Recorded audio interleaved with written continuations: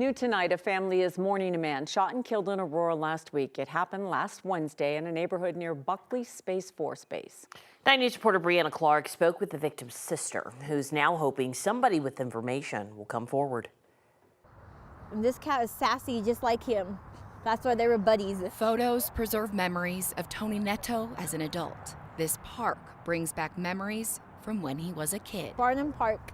We used to go swimming at the pool right down there, and sometimes like my brother would hop the fence and get in, and he was so little, like, you know, nobody would ever notice him. It's those memories of her brother that Sabrina Manzanares is trying to hold on to. I don't get it. Like, I really don't get it. How can you just shoot somebody and just walk away and be okay with it? Detectives with Aurora Police are working to figure out what led up to the shooting. It happened on January 24th. Near these apartments.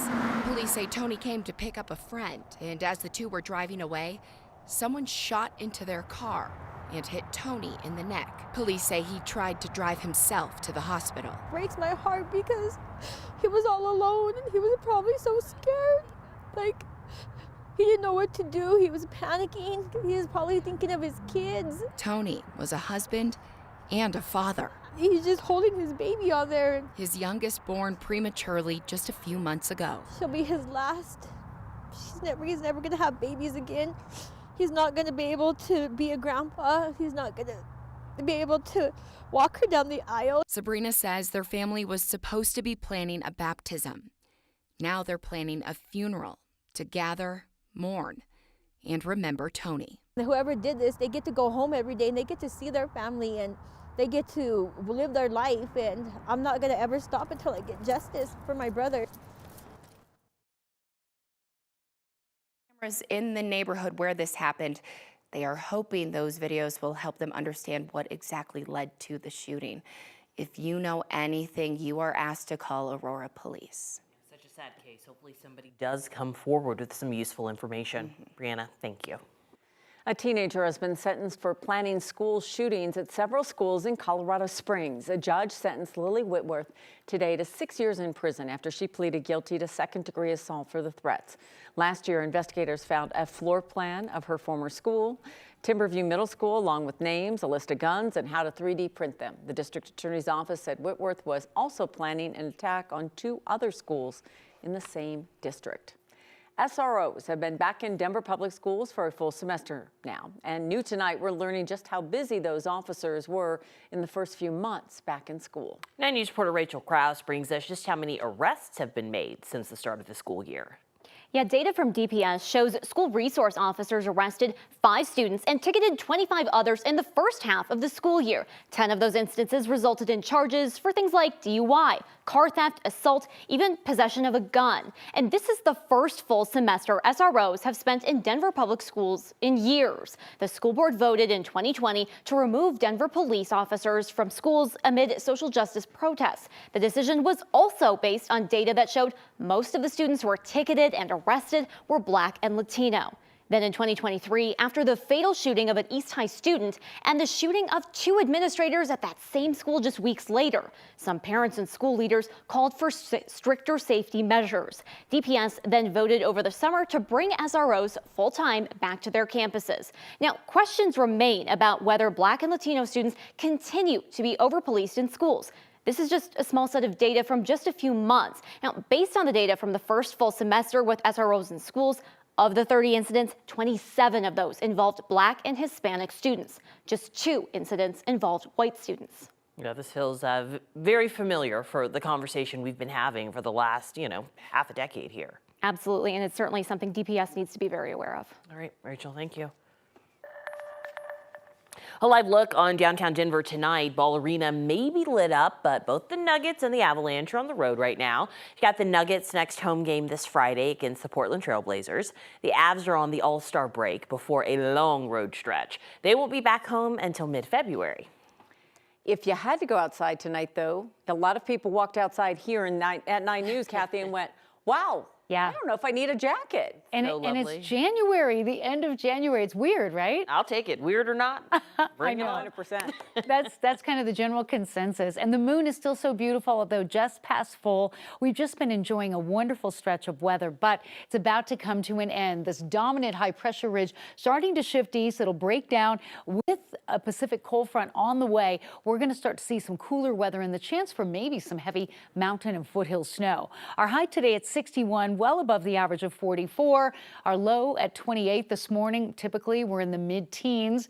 We have high clouds coming in. Tomorrow, there'll be more mid-layer and high cloud deck kind of coming in with this little weather disturbance to the south.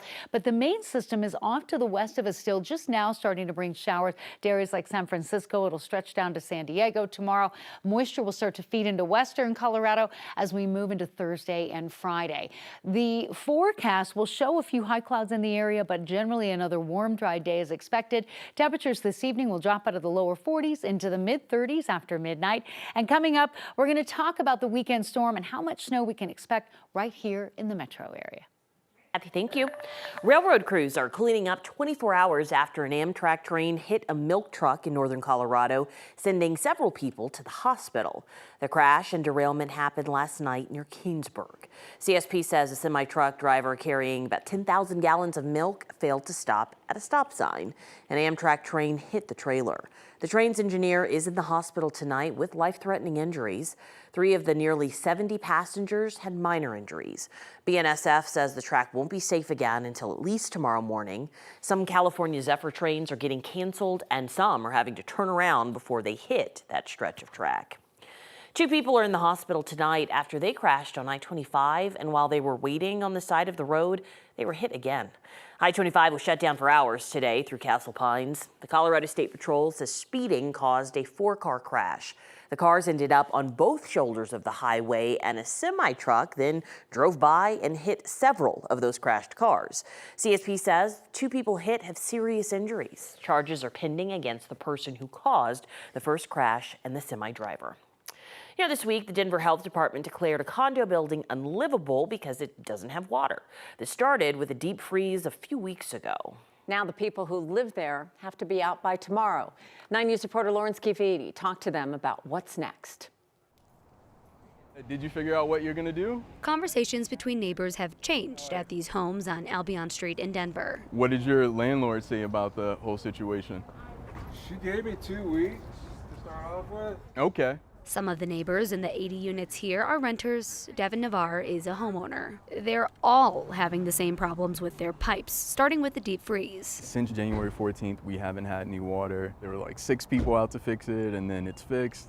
And then there's 7 more burst pipes, and it just kept snowballing and snowballing and snowballing. He didn't anticipate it would escalate to this. No, I trusted that what they were saying was true. A sign on the door explaining what's next. For a second, I thought it was fake. The health department says without water, people who live there aren't able to wash their hands, flush toilets, or shower, let alone drink the water. So everyone has to be out by Wednesday. This is one of the issues that led to us being forced to leave. Navarre has been looking at this mess for weeks. Now it could be up to 6 months before he can come back. The struggle of the person who's randomly forced to leave their home.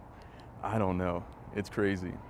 I'm having a hard time even thinking about it. Navarre packed up the necessities. We are at my Airbnb. He says his insurance will reimburse him for his stay when it's over. In the meantime, bills are piling up. You still have to pay your mortgage and your HOA fee. It's a house to sleep in, but it's certainly not home.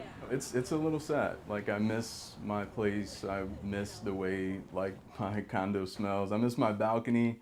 The outside may look a little tough of the building, but the inside is actually amazing. I love my place and I miss it. I talked to another person outside today who's staying on a friend's couch right now. Others have even thrown out the idea of sleeping in their cars. The health department says water has to be fully restored before anyone can move back in, Kim. And that seems like they don't have a date. So what about their homeowners association? Are they talking, or what else? The HOA did hold a meeting today over Zoom where people were able to ask questions. But the big question that everybody has is, of course, when can we move back home? And they just don't know that yet. Wow. Home is a good place to be. All right. Thank you, Lauren. All right. After a week and a half without safe water, water managers in Indian Hills say they have fixed the leak that brought down that system. The Indian Hills Water District says they found and fixed the leak that cut off the water for some and contaminated water for others. Some people had to melt snow just to flush the toilet. Could still be days, though, before people can use their water without boiling it. That's what they've been doing for days and days. Tests show nitrate levels are still high. They sent off new samples to get tested. They're hoping to get the all clear from CDPHE by the end of the week.